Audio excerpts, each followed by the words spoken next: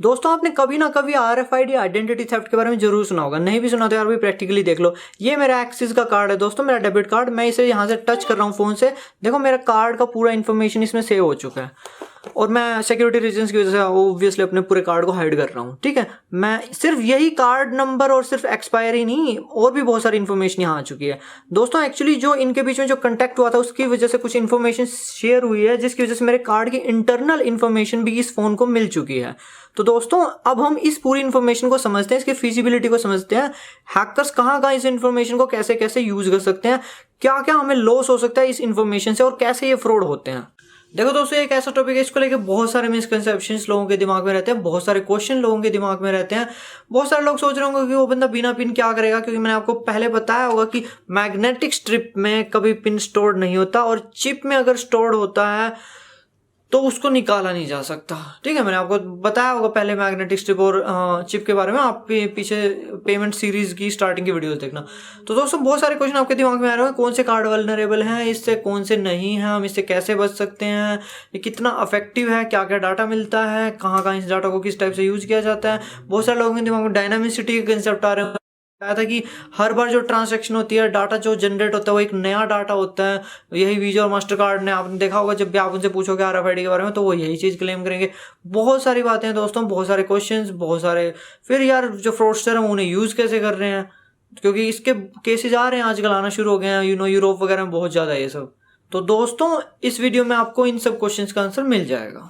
चलो दोस्तों बिल्कुल बेसिक से शुरू करते हैं। देखो दोस्तों आपके सामने दो कार्ड्स हैं, दोनों में ये चिप लगी हुई है। इसमें ये चिप यहाँ पे है EMV चिप, और इसमें EMV चिप यहाँ पे। मैंने पहले इसके ऊपर एक वीडियो भी बनाई है, आप पीछे मेरी जो पेमेंट सीरीज है उसमें देख सकते हो।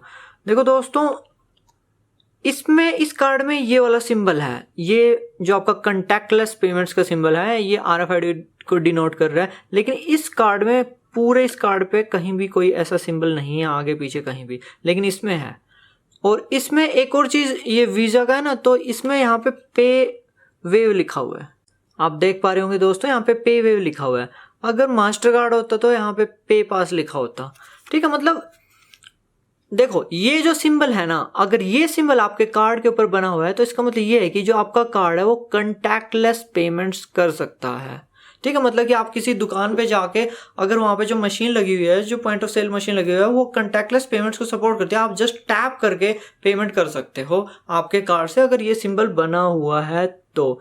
और जो ये वीडियो है दोस्तों, ये मेनली इस सिंबल के ऊपर बेस्ड है, मतलब जिन कार्ड्स में ये सिंबल बना हुआ है उनके ऊपर बेस्ड है। और अभी इतने कार्ड्स नहीं है ऐसे मार्केट में, लेकिन धीरे धीरे बढ़ते जा रहे हैं। अगर आप आज के टाइम पे इशू करा रहे हो तो मोस्ट प्रोबेबली बैंक आपको ऐसा ही कार्ड देने वाला है, क्योंकि दोस्तों इस टेक्नोलॉजी ने थोड़ा सा लोगों का स्टैंडर्ड बढ़ा दिया। मतलब पहले क्या होता था, आप दुकान पे गए, स्वाइप किया या वहाँ पे डिप किया कार्ड को, कुछ भी, आप क्या सीधा टैप करते हो, पेमेंट हो जाती है। और धीरे धीरे अब इसके एडवर्टीजमेंट्स वगैरह आने लगे, तो ये अब बढ़ते जाएंगे कार्ड्स, और फॉरेन कंट्रीज में ऑलरेडी बढ़ चुके हैं। आप में से ऐसे बहुत कम लोग हैं जो इस सिंबल को एग्जैक्टली जानते होंगे कि इस सिंबल से होने वाली पेमेंट कैसे वर्क करती हैं। ठीक है, देखो इन शॉर्ट बताता हूँ, सिंपल भाषा में बताता हूँ। तो जैसे आपकी EMV चिप काम करती है ना, ये EMV चिप, ये भी वैसे ही काम करता है। मतलब ये वही चीज़ करता है, लगभग कंटैक्ट के साथ करता है, ये वही चीज़ कंटैक्टलेस करता है। ठीक है, इसमें क्या, चिप के केस में क्या करते हैं, हम डिप करते हैं मशीन के अंदर, ठीक है, थोड़ा वेट करते हैं, पासवर्ड वगैरह डालते हैं, निकालते हैं। ठीक है, अंदर जो मतलब कि ट्रांसैक्शन होती है, जो मेथड फॉलो होता है अंदर जो रिस्पॉन्स कोड्स का, वो कुछ इसी जैसा है, बट इसका जो मेथड है वो कंटैक्टलेस है। इसमें क्या होता है, टैप करके वही चीज़ हो जाती है, लगभग सेम ही है। देखो दोस्तों ये क्रेडिट कार्ड रीडर NFC, ये वो एप्लीकेशन है जो मैंने सबसे शुरू में यूज़ किया है, वीडियो शुरू होते ही। ये सबसे अच्छा एप्लीकेशन है, ठीक है, इस टाइप मतलब अपने कार्ड को रीड करने के लिए। देखो दोस्तों ये कई केसेस में ट्रांसैक्शन भी दिखाता है, मतलब ये पूरा ही डिकोड कर देता है यार उस कार्ड को।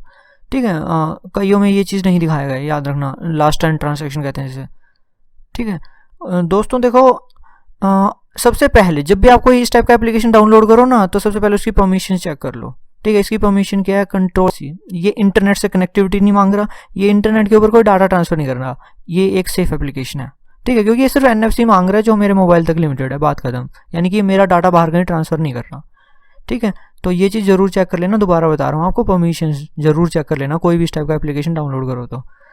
और दोस्तों एक इसका इक्विवेलेंट ऐप है ये, ये बहुत ज़्यादा मॉडिफाइड ऐप है एक्चुअली यार, इसका एडमिन बहुत ही ज़्यादा रिस्पॉन्सिव है, बहुत लोग इसको मेल वगैरह करते रहते हैं डाटा डिकोड करने के लिए, तो डिकोड करके देता है, ठीक है, बहुत ज़्यादा रिस्पॉन्सिव है ये। नो आपका क्रेडिट कार्ड नहीं, कोई भी डाटा आप इसको भेजोगे ना तो ये आपकी हेल्प कर देगा, ये ऐसा बंदा है, ठीक है, इसलिए इतना ज़्यादा डेवलप हो गया है। ये इतना डेवलप्ड ऐप नहीं है दोस्तों, लेकिन इसमें ना एक अच्छी चीज़ है, ये फ्रंट पेज पे ही ये दिखा देगा कि ये कार्ड DDA है या कुछ जो भी है, ठीक है, जब आप इसे रीड करोगे। और रीड करना दोस्तों बिल्कुल सिंपल है, अपने फ़ोन में सेटिंग्स में जाओ, NFC अपने कार्ड को अपने फ़ोन के बैक से टच कर दो जैसे मैंने किया था, बस बात खत्म, पूरी डिटेल्स आ जाएंगी, ठीक है। ये भी बहुत अच्छा एप्लीकेशन है दोस्तों, बहुत ही ज़्यादा अच्छा एप्लीकेशन है। ये मेनली क्रेडिट कार्ड के लिए नहीं बना, मतलब बहुत सारी मतलब जो टैग्स है वो सपोर्ट करता है, बहुत सारे मैं आपका मेट्रो कार्ड है, जो भी आपके होटल की है, सब कुछ ये सब कुछ सपोर्ट करता है और आपको सब कुछ रीड करके दिखाएगा, ठीक है। और फिर ये भी बहुत अच्छा एप्लीकेशन है, इसको मैं कन्फिगर करना और जैसे बहुत सारे दूसरे एप्लीकेशन कन्फिगर करना आपको किसी और वीडियो में दिखाऊंगा। ये दोस्तों barrier limit, floor limit actually ये बहुत ही इंपॉर्टेंट, ये अभी मैं आपको बताने वाला, ये सबसे इंपॉर्टेंट कंसेप्ट है इस फील्ड में। बेसिकली इन्होंने जो वीज़ा मास्टर कार्ड ने जो सिस्टम शुरू किया था ना, वो बहुत ही सही शुरू किया था, बहुत ही ज़्यादा सही। इसकी हिस्ट्री बहुत ही कॉम्प्लेक्स है, ठीक है। पहले क्या हुआ था, बहुत टाइप की गड़बड़ हुई है। अब तो फिर भी जो ये कार्ड है ना, ये 13.56 mHz पे काम करता है। मैंने आपको पिछली वीडियो में बताया था NFC की कुछ प्रॉपर्टीज। जो पहले कार्ड आए थे ना, वो प्रोक्सीमिटी कार्ड थे, ये एक स्मार्ट कार्ड है, वो प्रोक्सीमिटी कार्ड थे, उनमें बिल्कुल ही दिक्कत थी, वो बहुत दूर से क्लोन होते थे, बहुत ज़्यादा दूर से, ठीक है, सेवरल फीट, ठीक है, वो अलग चीज़ थी, उसको हटाओ। 2007-8 की बात है, वो फर्स्ट जनरेशन कार्ड थे, वो बिल्कुल घटिया थे।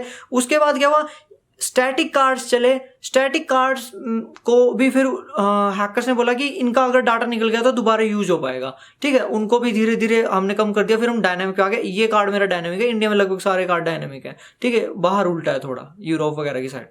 मेन बात तो ये है ना, वो डाटा क्या है। देखो दोस्तों, उस डाटा में क्या क्या होता है, आपका ऊपर का पूरा कार्ड नंबर होता है, ठीक है, आपका दोस्तों ये एक्सपायरी होता है, ठीक है, आम बंदे की भाषा में बात करते हैं ऐसे समझाते हैं। पूरा कार्ड नंबर होगा, पूरा एक्सपायरी होगा। जो इस मैग्नेटिक स्ट्रिप में जो आपके ट्रैक्स होते थे ना, शायद आपको ये ना बताओ, इसमें भी वही, मतलब देखो, डाटा चिप में भी वही होता है, डाटा इसमें भी वही है, डाटा इसका भी वही है, तीनों का डाटा सेम होता है, उसको भेजने का तरीका अलग अलग होता है। ये क्या करता था, अपना पूरा डाटा एग्जैक्टली उसको ऐसे दे देता था सीधा रीडर को। ये लोग उस पर कुछ प्रोसेसिंग करते हैं, जो ये चिप है और जो ये RFID उस पर कुछ प्रोसेसिंग करते हैं, तब उसको देते हैं। ये मैग्नेटिक स्ट्रिप वो डाटा सीधा साधा उसको दे देता था। ये चीज़ मैंने पहले क्लियर भी की हुई है पुरानी वीडियोज़ में।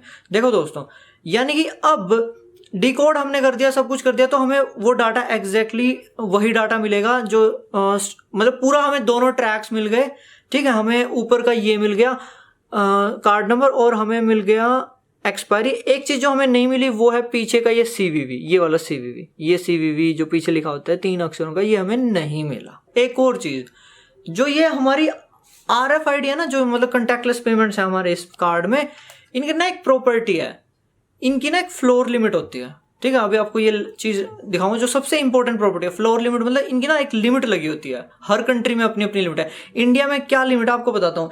इससे बिना पिन के, आपको कोई पिन नहीं चाहिए, आप 2000 तक की पेमेंट कर सकते हो। आप कहीं जाओ, टैप करो, 2000 तक की पेमेंट हो जाएगी। ज्यादातर बैंक इसको एक्सेप्ट कर रहे हैं। अगर कोई बैंक इस बात को एक्सेप्ट नहीं कर रहा तो ऐसा हो सकता है। बाकी ये रिकमेंडेशन होती है जो RBI की तरफ से आती है, ठीक है। मतलब क्या हो रहा है कि जितने भी बैंक्स है ना, जहां जो मैंने अभी तक फेस किया, उनमें क्या है, आप 2000 रुपये तक कोई भी सामान खरीदो, जस्ट टैप करो, कोई सिर्फ सिग्नेचर करना है आपको। सिग्नेचर MACD पे तो चाहे आप सिग्नेचर भी ना करो, ठीक है, बस सामान लो, चलो, बात खत्म। किसी पिन की जरूरत नहीं है। ये इंडिया में 2000 से ऊपर इससे पेमेंट नहीं होगी, ठीक है, मना किया हुआ है। 2000 से ऊपर इससे पेमेंट नहीं होगी। 2000 से ऊपर आपको चिप यूज करनी पड़ेगी पेमेंट के लिए, और उस केस में आपको पिन डालना पड़ेगा, ठीक है। मतलब कि देखो, एक केस मानता हूं कि आपका जो कार्ड है वो इंडिया लिमिटेड है, इंडिया से बाहर ना ऑनलाइन चलता है, ना ATMs वगैरह में चलता है, ठीक है, कहीं नहीं चलता।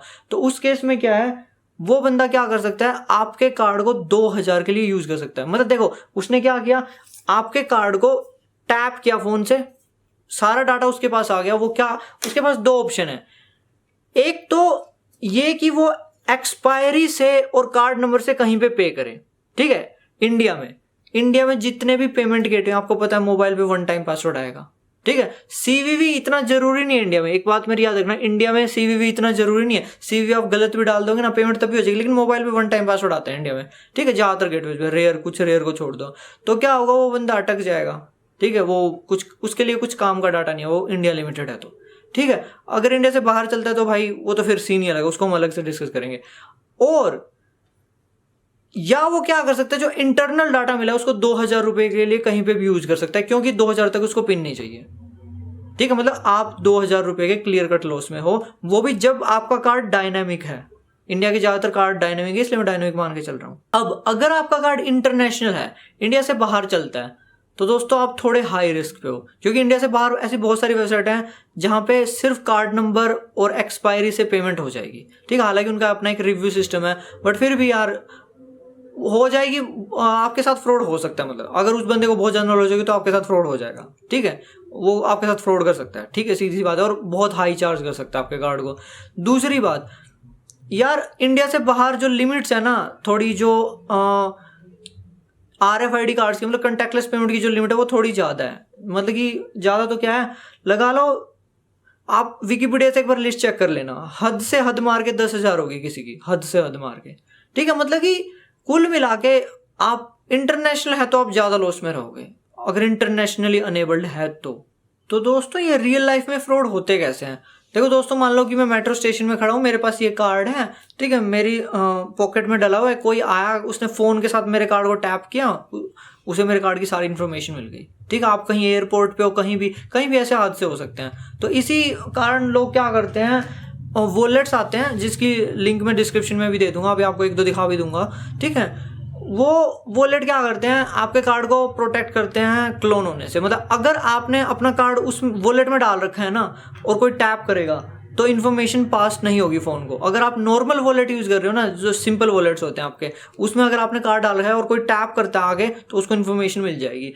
वो जो टैप है फ़ोन से भी कर सकता है, किसी RFID रीडर से भी कर सकता है, वो सब डिपेंड करता है। RFID ब्लॉकिंग वॉलेट बेसिकली क्या करता है, कुछ नहीं होता, एक फैराडे गॉज होता है, आपने पहले फिजिक्स में पढ़ा भी होगा। मतलब बेसिकली कुछ नहीं, अगर आप अपने कार्ड को उसमें रखोगे तो जो इलेक्ट्रोमैग्नेटिक वेव्स हैं उनसे बचाएगा आपके कार्ड को। आप एक एल्यूमिनियम फॉइल भी यूज कर सकते हैं, एक एल्यूमिनियम फॉइल भी फैराडे केज की तरह बिहेव करता है। आप RFID ब्लॉकिंग वॉलेट यूज कर सकते हो आपके कार्ड को क्लोन होने से बचाने के लिए। RFID ब्लॉकिंग स्लीव या फिर जो आपका RFID ब्लॉकिंग कार्ड जो भी आते हैं, अभी मैं आपको एक माइन्यूट सा डिफरेंस लास्ट में बता दूंगा RFID जो कार्ड है और जो वॉलेट है उसमें। और अगर आपको एक बताऊं, जो फैराडे केज है वो एक परफेक्ट चीज नहीं है। ठीक है, जो थोड़े फिजिक्स के इलेक्ट्रॉनिक्स के स्टूडेंट हैं उनको पता भी होगा, फैराडे केज एक परफेक्ट सॉल्यूशन नहीं है किसी भी चीज़ का। मतलब फैराडे केज ये है कि आपको बहुत हद तक बचा लेता है, और उसके डिजाइन पे डिपेंड करता है बहुत चीज़ों। मतलब जो अगर आप वो पर्स यूज भी कर रहे हो ना, कोई बहुत ही बड़ा हैकर है, जो कि होगा नहीं कोई, ठीक है यार, ऐसे इतने ही बड़े लेवल का हैकर होगा, ऐसे काम नहीं करेगा वो। ठीक है, तो वो क्या कर सकता है, एक ऐसा रीडर बना सकता है जो जिसकी पावर बहुत ज़्यादा है, जिसका एंटीना बहुत बड़ा है। ठीक है, वो मतलब एक ऐसा कॉम्बिनेशन बना सकता है कि आपके RFID वॉलेट से भी पास कर जाए रेडिएशन और आपका डाटा स्टील कर ले, ऐसा पॉसिबल है। ठीक है, ये चीज़ हो सकती है। ठीक है, ये चीज़ डेमोन्स्ट्रेट भी की गई है पहले। तो एक RFID जो कार्ड आते हैं ब्लॉकिंग कार्ड, वो थोड़ा अलग टाइप से वर्क करते हैं, वो एक्टिव होते हैं। अगर आप पावर बढ़ाते जाओगे तो वो खुद की स्ट्रेंथ बढ़ाते जाएंगे और उसको जैम करते रहेंगे। RFID कार्ड थोड़े से बेटर होते हैं RFID वॉलेट से। RFID कार्ड का एक और फायदा, आप RFID जो ब्लॉकिंग कार्ड है उसको इसके साथ रख दोगे, ठीक है, मतलब जो आपका जो ये कार्ड है और RFID ब्लॉकिंग कार्ड को इकट्ठा रख दोगे, आप कहीं भी रख दो, ये फोन है, कोई भी रीडर है जो वर्ल्ड में सेल हो रहे हैं, जो बड़े अच्छे से अच्छे रीडर हैं, उनको आप पास में लेके जाओगे, कभी इस कार्ड को रीड नहीं कर पाएगा। अगर वो कार्ड इसके साथ है, इसके पीछे इसके आगे मैटर नहीं करता। ठीक है, वो भी बहुत ज़्यादा यूज होते हैं, बहुत ज़्यादा। तो कुछ ये RFID जो कार्ड सेलिंग वाली कंपनीज होती हैं, ये आर्ग्यू करती हैं कि हमारा कार्ड जो वॉलेट सेल हो रहे हैं लोगों के उनसे थोड़ा बेटर है। आपको एक चीज़ बताता हूँ, रियल लाइफ में वॉलेट मोर देन सफिशिएंट है। मोर देन सफिशिएंट क्या मैं बोलूँ, एल्यूमिनियम फॉइल है ना, वो भी मोर देन सफिशिएंट है। ठीक है, क्योंकि यार उस जो चीज़ वो बोल रहे हैं ना, उसके लिए बहुत ज़्यादा पावरफुल रीडर चाहिए, बहुत ज़्यादा पावरफुल रीडर। मतलब यार ऐसा नहीं होगा कि कोई हैकर मतलब कि 10-20 लाख रुपए खर्च करके लोगों का एक डाटा चोरी कर रहा है, जिस डाटा की कीमत 2000 रुपये है।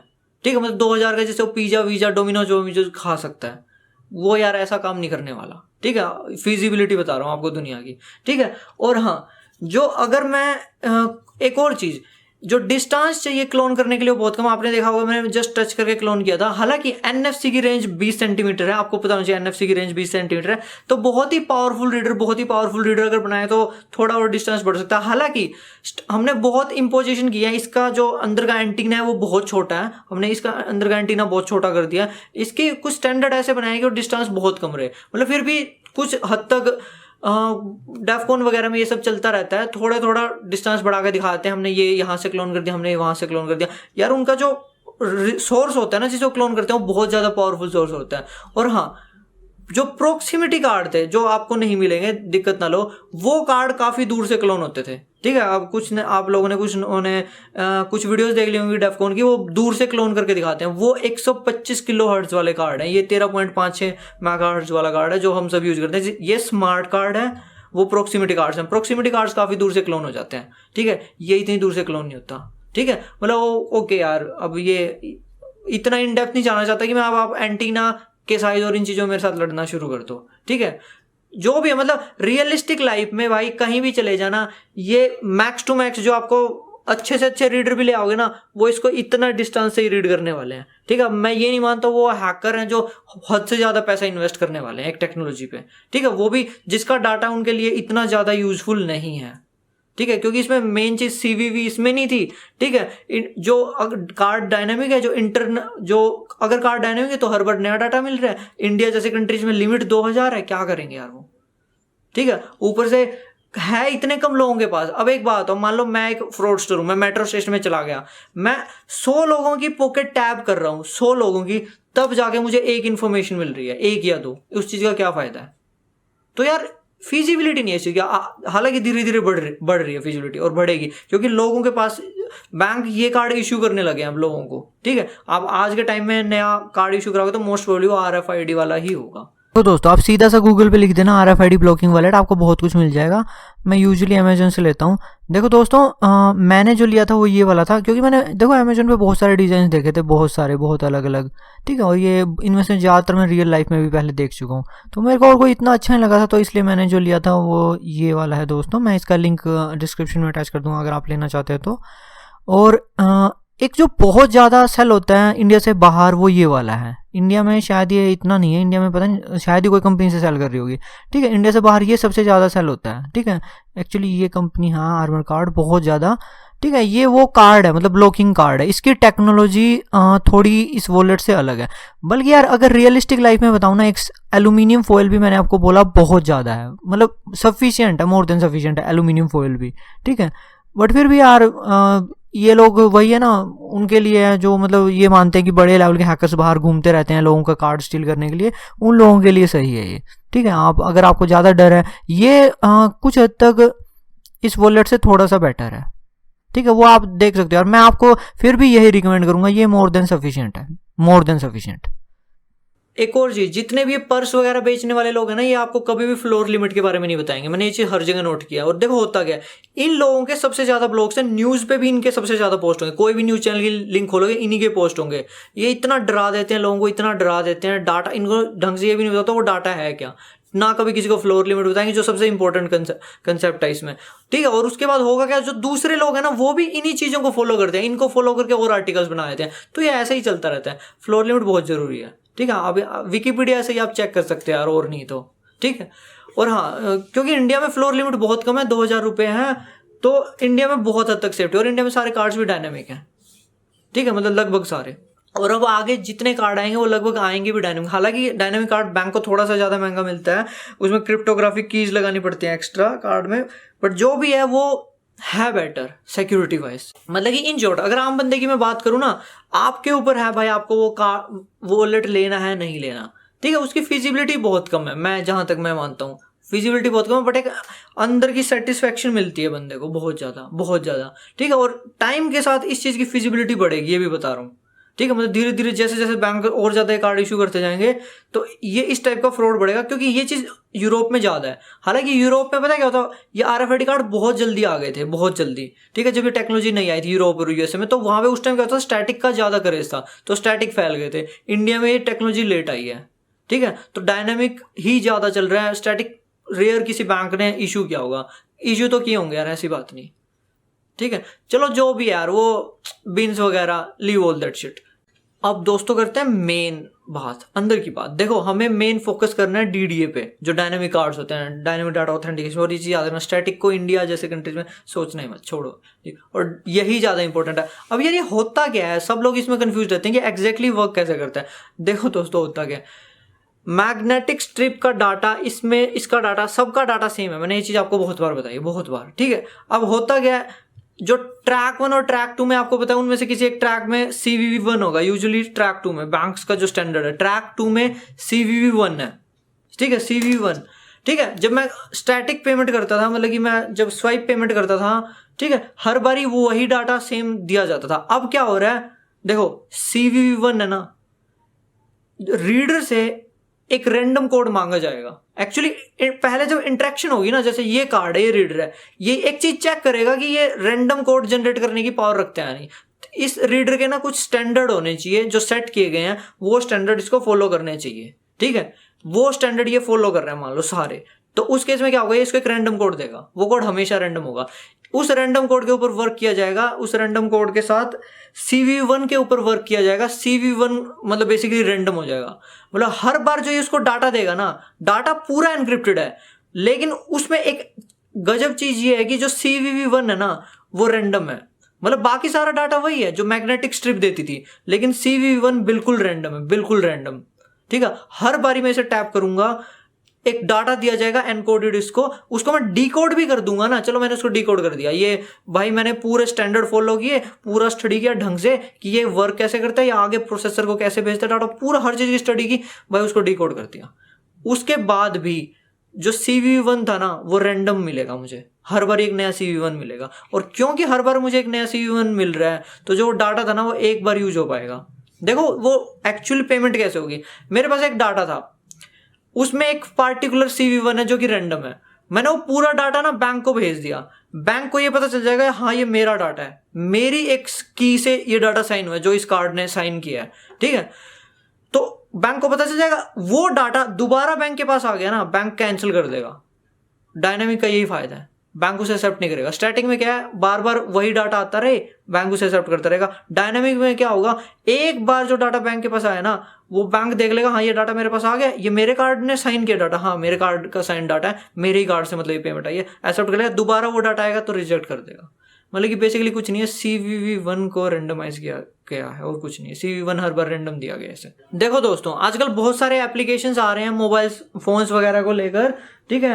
एंड्रॉयड पे, एप्पल पे, सैमसंग पे, पता नहीं क्या क्या चल रहा है यार, आता ही जा रहा है कुछ ना कुछ। तो दोस्तों एक चीज याद रखना, जब आप उनमें अपना कार्ड ऐड कर देते हो ना, मेरे लाइन ध्यान से सुनना मैं क्या बोल रहा हूँ, जब आप उसमें अपना कार्ड ऐड कर देते हो, वो बिल्कुल एग्जैक्टली वैसे ही बिहेव करेगा आपका फोन जैसा आपका कार्ड था, बिल्कुल वैसा ही बिहेव करेगा, ठीक है। पेमेंट के कोरिस्पोंडिंग बोल रहा हूँ, ठीक है। मतलब कि देखो अगर मेरे पास कोई कार्ड था जो इसमें ऐड हो जाता, जो कि अब मेरे पास नहीं है, पहले एक दोस्त का लिया था USA का, जो वो मैंने पूरा टेस्ट किया उसको, ठीक है। अगर वो कार्ड, मेरा कार्ड इसमें ऐड नहीं होता, मेरा कार्ड इंडियन है, ये ऐड नहीं करता। अगर मैंने वो कार्ड इसमें ऐड कर दिया तो होगा क्या, ये इस फॉर्म में है, मतलब कि अनलॉक्ड है। देखो एक तो होती है ये फॉर्म, ठीक है, मतलब ये लॉक्ड है, एक होगी ये अनलॉक्ड है, अनलॉक्ड है। एक चीज याद रखना, हाँ एक चीज पता ना शायद होगा, NFC है ना, जो फोन्स का NFC है, नियर फील्ड कम्युनिकेशन, वो सिर्फ तब काम करता है जब ये फोन अनलॉक्ड होते हैं, ठीक है। एक मिनट में शायद आपको बताया ना, अरे बहुत इंपॉर्टेंट बातें रह जाती हैं, ठीक है। मतलब कि जब मैं ये रीड कर रहा था ना किसी भी कार्ड को, मैं उस कार्ड को रीड कर रहा था, अगर मैं ये लॉक्ड होता ना कुछ इस टाइप से, तो ये उसको रीड ना कर पाता। ये NFC ऑन नहीं है, क्योंकि ये जब मैं इसको अनलॉक कर दूंगा ना, अभी अनलॉक हुआ है, तब ये उसको रीड कर पाएगा। और ऐसे ही कार्ड, अगर मैं कार्ड ऐड कर दूंगा तब भी वही होगा। जब तक ये लॉक्ड है ना, मैंने अपना फिंगरप्रिंट लगा रखा है, जो भी लगा रखा है इसके ऊपर यार, ठीक है, जब तक लॉक्ड है तब तक NFC काम नहीं करेगा। मतलब कि देखो होगा क्या, ये जैसे मेरा फोन है, मैं इससे डाटा निकालने की कोशिश कर रहा था, मतलब कार्ड अटैच्ड है फोन में, एप्पल पे में, और मैं निकालने की कोशिश कर रहा हूँ, ठीक है। जब तक मैं फिंगरप्रिंट नहीं टच करूंगा ना, तब तक मैं कार्ड नहीं निकाल पाऊंगा। मेरा कहने का मतलब ये है, मतलब कि बेसिकली देखो आप क्या करते हो, जैसे मैंने बोला ना, जो वॉलेट है, आप वॉलेट किस लिए यूज करते हो, जब तक आप वॉलेट से बाहर निकालोगे ताकि आप तब आप कार्ड को यूज कर पाओगे, सीधी सी बात है। इसमें क्या है, जब आप फिंगरप्रिंट लगाओगे ना, तब आप कार्ड को यूज कर पाओगे। जब तक फिंगरप्रिंट लगी हुई है ना तब तक इसका NFC ही ऑन नहीं होगा, तब तक इससे पेमेंट ही नहीं होगी कहीं पे, ठीक है। फिंगरप्रिंट लगा के ही पेमेंट होगी। और किसी को क्लोन भी मारना है ना, अनलॉक स्टेट में क्लोन कर सकते हो। मतलब आपने कार्ड अटैच किया हुआ है, जेब में डाला हुआ है, ठीक है, घूम रहे हो, कोई बात नहीं, वो निकाल नहीं पाएगा। लेकिन अगर अनलॉक्ड है ना, ठीक है भाई, आपने अभी मान लो कि अनलॉक करके जेब में डाला था, थोड़ी देर में अपने आप लॉक हो जाएगा वैसे, तो उस केस में टैप करके आपका डिटेल्स निकाला जा सकता है। तो एक और चीज, NFC जो आपके फोन्स में ऑप्शन होता है ना NFC का, अननेसेसरी टाइम्स पे मोर में जाके, सेटिंग्स में जाके कहीं भी आप NFC ढूंढ लेना। ये बच्चों वाली चीजें नहीं सिखाने वाला मैं, ठीक है। NFC अपना बंद कर देना, मतलब याद रखना मेरी बात, अननेसेसरी टाइम्स पे NFC को बंद रखो। हालांकि आप कहोगे कि जब ये लॉक्ड फॉर्म में होता है तो ये बंद ही होता है, बट फिर भी यार गलती से ऑन हो जाए और भी अटैक्स एग्जीक्यूट किए जा सकते हैं, खासकर रूटेड फोन्स पे। ये टेक्नोलॉजी है ना, इसमें शुरू से ही कुछ ना कुछ इश्यूज आते रहते हैं। शुरू में क्या आया था, डेफकॉन में किसी ने प्रेजेंटेशन दी थी, उसने बताया था कि अगर मैं साइनोजन मोड यूज कर रहा हूं तो जो होस्ट इंटरेक्शन मेथड है कार्ड के साथ वो थोड़ा अलग है, ठीक है। फिर क्या हुआ, ऑथोराइजेशन कोड का प्रॉब्लम आया ऑस्ट्रेलिया के कुछ बैंक्स का। तो उसमें क्या हुआ था, बेसिकली मैंने अभी आपको CVV बताया ना, CVV1 को एनक्रिप्ट किया जाता है ताकि वो हर बार एक नया CVV1 बन जाए, डायनामिक CVV1, ICVV कहते हैं उसे, ठीक है। मतलब बैंक्स ने क्या किया, ऐसा एल्गोरिथम यूज किया, वो CVV1 एनक्रिप्ट तो हो रहा था, नया CVV1 तो बन रहा था, लेकिन टोटल आउटपुट 100 ही हो सकते थे, ठीक है। मतलब जो हैकर्स थे उन्होंने स्टडी किया और उन्होंने इस चीज को पता लगा लिया कि जो इस एल्गोरिथम से जो टोटल आउटपुट आने वाले हैं वो 100 ही हो सकते हैं, 100 से ज्यादा नहीं हो सकते। तो ऑब्वियसली यार उनके लिए डाटा जनरेट करना बहुत ईजी हो गया था उन बैंक्स का, ठीक है। मतलब बहुत सारे ऐसे इश्यूज आए हैं इसमें, बहुत सारे। और वो यार ये चीजें तो देखो बैंक्स की गलती है। मतलब यार ये टेक्नोलॉजी वीक नहीं है, ये चीज मत सोचना कि ये टेक्नोलॉजी वीक है। RFID का क्या वीक है भाई, RFID तो एक कम्युनिकेशन का मेथड है, एनक्रिप्शन वगैरह दोनों एंड पे तो हमें सोचना है ना कैसे होगा। तो कुछ ये वॉलेट सेल करने वाले आपको कुछ इस तरह से भी डरा सकते हैं कि अगर मेरे पास एक RFID रीडर है तो मैं आपके फोन के साथ अगर ये कार्ड रखे रखूंगा बहुत टाइम तक, तो 100 ऑथोराइजेशन कोड मुझे मिल जाएंगे और वो 100 मैं यूज करता रहूंगा फिर। और उन 100 के अलावा आपका कार्ड कोई और ऑथोराइजेशन कोड को भी डेवलप नहीं करता। वो बहुत ही रेयर बैंक्स में इश्यू था, बहुत ही रेयर। वो शायद मोस्टली हर जगह पैच भी हो गया होगा, ठीक है। उस सब को छोड़ो। देखो दोस्तों, मैं आपको हमेशा बोलता हूँ कि जो डाटा होता है इन तीनों में वो सेम होता है, इसमें और इसमें, ठीक है। इन तीनों का डाटा सेम है, मैं हमेशा आपको समझाता हूँ। एक तो आपको अब इन दोनों का रिलेशन नहीं पता, ये सब हम आगे देखेंगे। जितना आपको बताया उतना याद रखना। और हाँ, एक और चीज आपको बता देता हूँ, देखो इनका डाटा सेम हो ये बात जरूरी नहीं है। जरूरी नहीं कि आपकी जो चिप का डाटा और जो आपके मैग्नेटिक स्ट्रिप में जो डाटा सेम है, ठीक है। सेम हो भी सकता है, सेम ना भी हो, लेकिन इक्विवेलेंट होगा, ठीक है। मतलब उसकी सारी पावर बराबर होगी। जो इंटरनल डाटा है, जो अंदर डाटा रखा है, उसको शेयर कैसे किया जा रहा है वो मेथड अलग हो, आपको पहले ही बताया था। और दोस्तों जो इंटरकन्वर्टिबिलिटी होती है कि देखो कुछ केसेस में क्या होता है कि मैं RFID से डाटा निकाल के स्ट्रिप के ऊपर लिख सकता हूँ, वो इंटरकन्वर्टिबिलिटी जो आइसो कोड्स होते हैं और जो बिन्स होते हैं उन पर डिपेंड करती है, ठीक है।